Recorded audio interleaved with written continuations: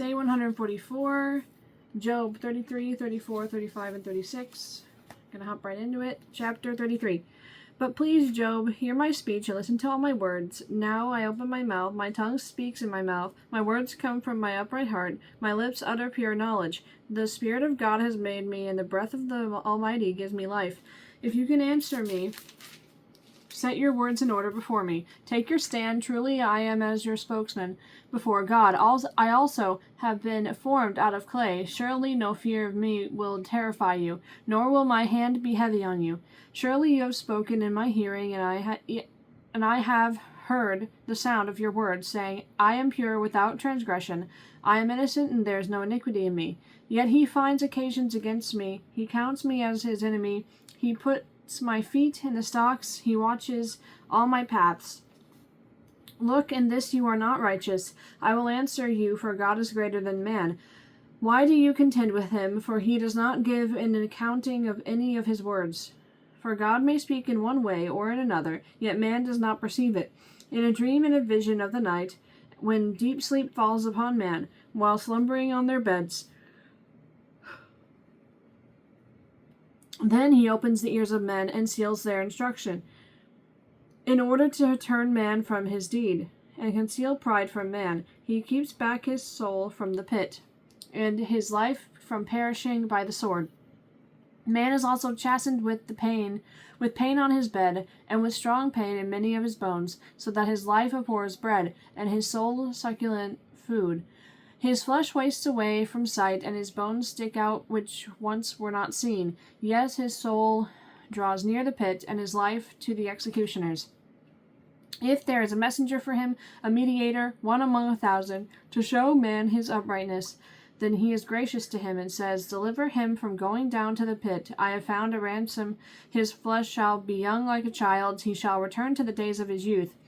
He shall pray to God, and he will delight in him. He shall see his face with joy, for he restores to man his righteousness. Then he looks at men, and says, I have sinned, and perverted what was right, and it did not profit me. He will redeem his soul from going down to the pit, and his life shall see the light. Behold, God works all these things, twice in fact, 3 times with a man, to bring back his soul from the pit, that he may be enlightened with the light of life. Give ear, Job, listen to me. Hold your peace, and I will speak. If you have anything to say, answer me. Speak, for I desire to justify you. If not, listen to me. Hold your peace, and I will teach you wisdom. Chapter 34. Elihu further answered and said, Hear my words, you wise men. Give ear to me, you who have knowledge. For the ear tests words as the palate tastes food. Let us choose justice for ourselves. Let us know among ourselves what is good. For Job has said, I am righteous, but God has taken away my justice. Verse 6. Should I lie concerning my right? My wound is incurable, though I am without transgression. What man is like Job, who drinks scorn with water, like water, who goes in company with the workers of iniquity, and walks with wicked men? For he has said, It profits a man nothing that he should delight in God. Therefore listen to me, you men of understanding. Far be it from God to do wickedness, and from the Almighty to commit iniquity. For he repays man according to his work, and makes man to find a reward according to his way. Surely God will never do wickedly, nor will the Almighty pervert justice, who gave him charge over the earth, or who appointed him over the whole world. If he should set his heart on it, if he should gather to himself his spirit and his breath, all flesh would perish together, and man would return to dust. If you have understanding, hear this. Listen to the sound of my words. Should one who hates justice govern, will you condemn him who is most just? Is it fitting to say to a king, You are worthless, and to nobles, You are wicked? Yet he, capital H, he is not partial to princes, nor does he regard the rich more than the poor, for they are all the work of his hands. In a moment they die, in the middle of the night.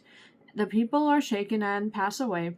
The mighty are taken away without a hand. For his eyes are on the ways of man, and he sees all his steps. There is no darkness nor shadow of death, where the workers of iniquity may hide themselves. For he need not further consider a man, that he should not go before God in judgment.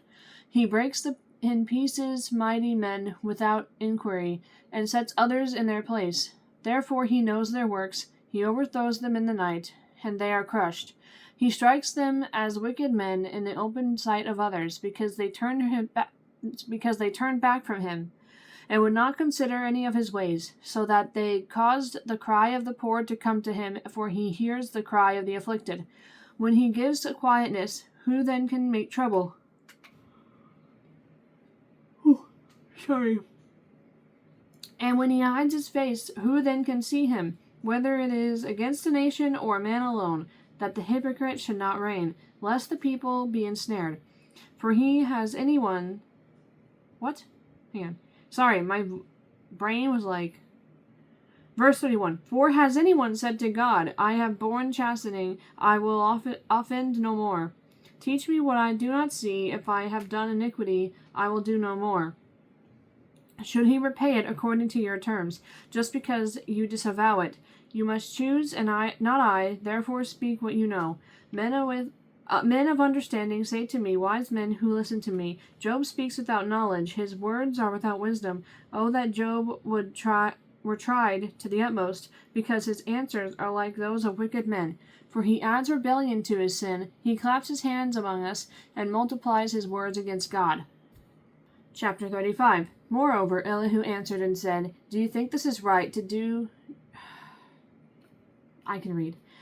Do you think this is right? Do you say, my righteousness is more than God's? For you say, what advantage will it be to you? What profit shall I have, more than if I had sinned? I will answer you, and your companions with you. Look to the heavens and see, and behold the clouds. They are higher than you. If you sin, what do you accomplish against him? Or if your transgressions are multiplied, what do you do to him? If you are righteous, what do you give him? Or what does he receive from your hand? Your wickedness affects a man such as you, and your righteousness a son of man. Because of the multitude of oppressions they cry out for help because of the arms of the mighty.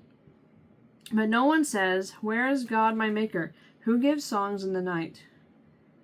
Who teaches us more than the beasts of the earth, and makes us wiser than the birds of heaven? There they cry out, but he does not answer, because of the pride of evil men. Surely God will not listen to empty talk, nor will the Almighty regard it. Although you say you do not see him, yet justice is before him, and you must wait for him. And now, because he has not punished in his anger, nor taken much notice of folly, therefore Job opens his mouth in vain. He multiplies words without knowledge. Chapter 36. Elihu also proceeded and said, Bear with me a little, and I will show you that there are yet words to speak on God's behalf. I will fetch my knowledge from afar. I will ascribe righteousness to my Maker. For truly my words are not false. One who is perfect in knowledge is with you.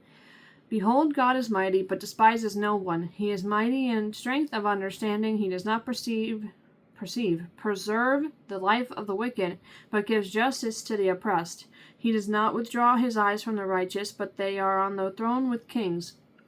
For he has seated them forever, and they are exalted.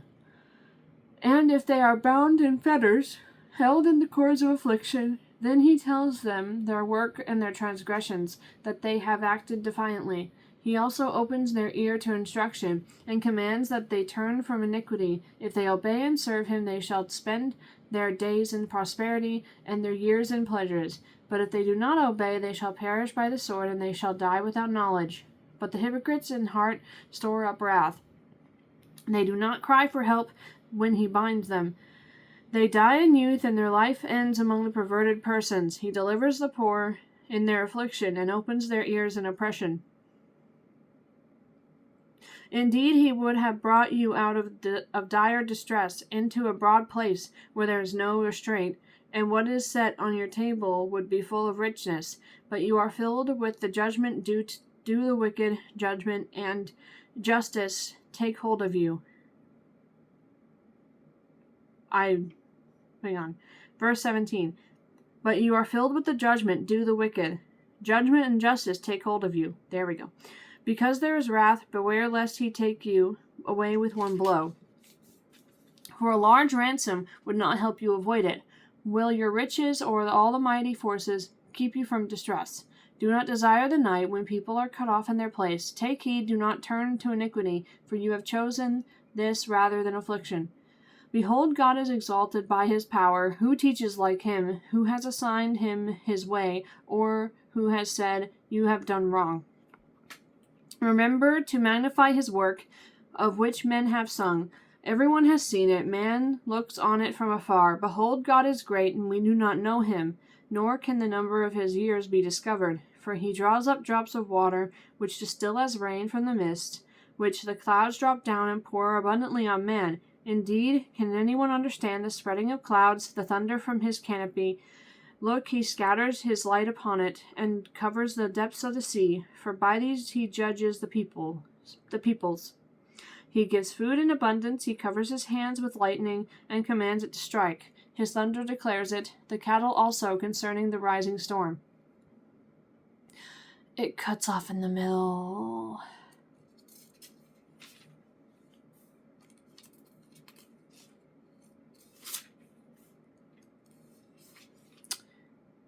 We're going to do chapter 37 too. Hang on a second. Okay, yeah, we're going to do chapter 37 as well. And tomorrow we'll finish Job. It'll be another 5 chapters to finish Job tomorrow, so this works out perfectly. Chapter 37. At this also my heart trembles and leaps from its place. Hear attentively the thunder of his voice and the rumbling that comes from his mouth. He sends it forth under the whole heaven, his lightning to the ends of the earth.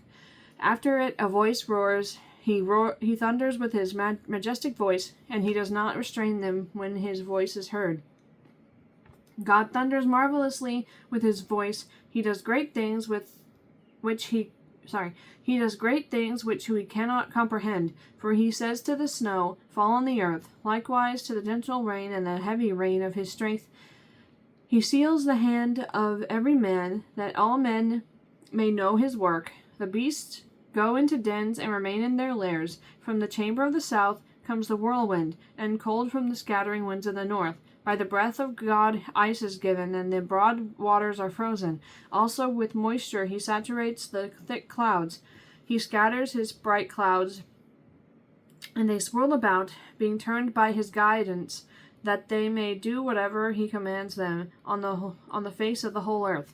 He causes it to come whether for correction, or for his land, or for mercy.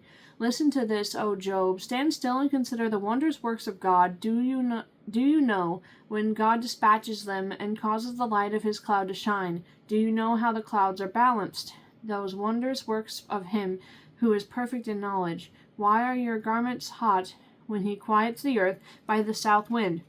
With him have you spread out the skies, strong as a cast metal mirror.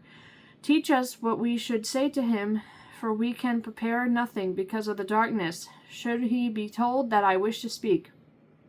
If a man were to speak, surely he would be swallowed up.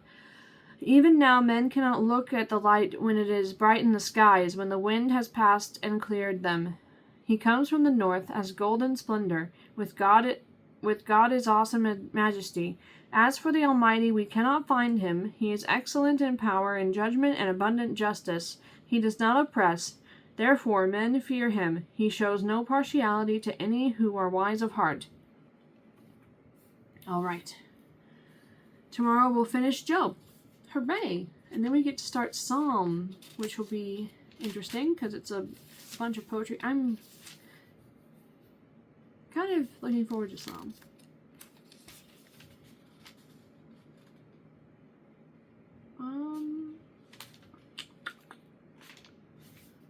I need to make sure of some things before we start Psalm, so yeah, I want to make sure that these chapters are calculated chapters. They're just Psalms, are calculated in how long it will take to get through the Bible. So let me get the cat. Michi. Yeah, hi. Say bye.